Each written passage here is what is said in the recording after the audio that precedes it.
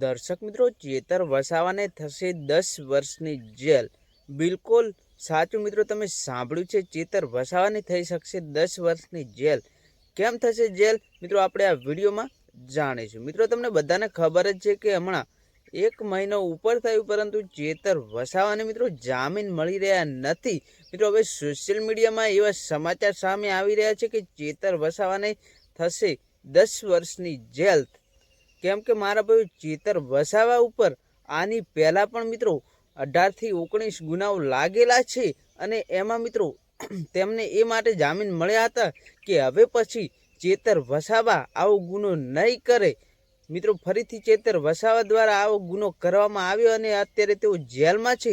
તેમને જામીન મળી રહ્યા નથી. મિત્રો, હવે સોશિયલ મીડિયામાં એ સમાચાર સામે આવી રહ્યા કે ચેતર વસાવાને જેલ થઈ શકે. મિત્રો, અમે સોશિયલ મીડિયા દ્વારા જ આ માહિતી આપી રહ્યા છીએ.